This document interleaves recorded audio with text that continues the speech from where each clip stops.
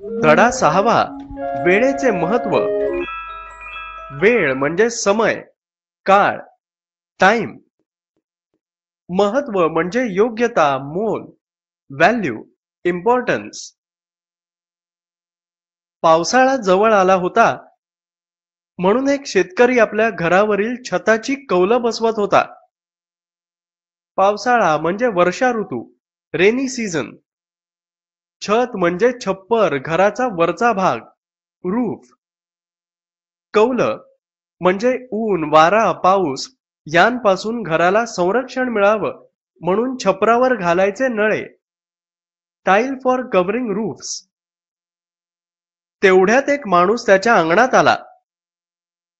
शेतकऱ्याचं त्याच्याकडे लक्ष नव्हतं. त्या माणसाने शेतकऱ्याला मोठ्याने हाक मारली. अहो दादा, जरा खाली उतरता का? माझं तुमच्याकडे एक काम आहे. हाक म्हणजे साद, अ कॉल. शेतकरी शिडीवरून खाली उतरला. शिडी म्हणजे उंच ठिकाणी चढण्यासाठी तयार केलेल्या बांबूच्या पायऱ्या, अ लॅडर. माणसाजवळ येऊन त्याने विचारलं, बोला, काय काम आहे? लवकर बोला, हातातलं काम अर्धवट टाकून आलोय मी. काय ते लवकर सांगा. अर्धवट म्हणजे अपूर्ण, इनकम्प्लीट. तो माणूस म्हणाला, दादा, मी भिकारी आहे. मला भूक लागली आहे. मला खाण्यासाठी अन्न हवंय. भिकारी म्हणजे अ बेगर. शेतकरी म्हणाला, चल माझ्यासोबत. माझ्यासोबत म्हणजे माझ्या बरोबर, विथ मी. आपल्याला आता काहीतरी खायला मिळेल म्हणून तो भिकारी शेतकऱ्याबरोबर घराच्या छतावर गेला.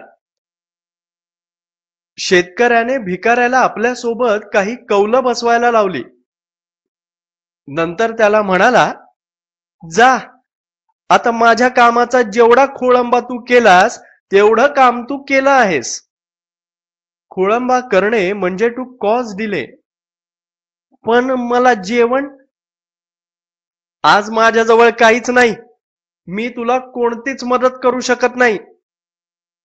हे ऐकताच भिकारी एकदम चिडून म्हणाला, जर हेच सांगायचं होतं तर ते खालीच सांगायचं, वर कशाला घेऊन आलात? शेतकरी म्हणाला, अन्नच मागायचं होतं तर मग खाली कशाला बोलवलंस? तू जसा वागलास तसाच मी वागलो. वागलास म्हणजे वर्तन केलंस. Here you misbehaved. दुसऱ्याच्या कामाचं आणि वेळेचं महत्व तुला कळलं पाहिजे, हे लक्षात ठेव. कळलं का? पुन्हा असं करू नकोस. असं म्हणून शेतकऱ्याने त्याला खायला दिलं.